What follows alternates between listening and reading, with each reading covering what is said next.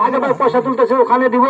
হ্যাঁ, আর এই আনন্দটা কি বাবা দেবো, আর ওই আনন্দটাই আপনার আপনার আপনার সুদোয়া, ওটি হলো আপনার সুদোয়া। আর যদি বাবার হাতে টাকা নাই আর বলতেছে আর আফসোস করতেছে, হে আল্লাহ সবই টাকা দিতেছে, সবই আপনার দান খরচ করতেছে, আর আমার 5টা টাকা নাই যে আমি টাকা দিব। তুমি এই হকটা কে নষ্ট করতেছে নিজের সন্তানে। ওদিকে আমি আহ্বান জানাই আমার ওই জ্যাঠা ভাইদেরকে, যখন যে পর্যন্ত নিজের বাবা মা বেঁচে আছে অত দিন পর্যন্ত আপনার সম্পত্তি জীবিত আছে, দেশ তো আপনাদের হাতে, দেশ তো হাতে, দোজক হাতে।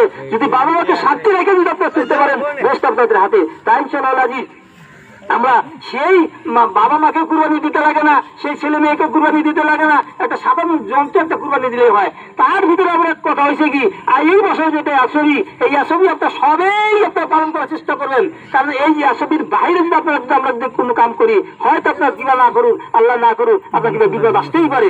যার কারণে আমরা যখন যাবো আগে প্রত্যেক বছর আপনার ঢোল ডাঙ্গা বাজার ছেলে ছোট বাচ্চাগুলো নিয়ে যায়, আপনার ঢিস নিয়ে যায়, টেমটেমি বাবার জন্য আপনার কিছু আমরা দিয়ে দেয়, তাই না দেয়। কিন্তু কথা হলে 1 বছর কোনো টেমটেমি দিবেন না, কোনো বাচ্চা আপনার ওই যখন গরু জব করবে বা কি জব করবে ওখানে নিয়েই যাইবেন না। ওখানে বাচ্চা নেওয়ার দরকারই নাই। যারা কাম করবেন ওই কাম করা মানুষ বলে ওখানে আপনার যাবেন, তারা বাড়ি জমা করবেন, তারা ছিলি আপনার মাংস ভালো করে পানি তারা ওখানে বিদায় হন।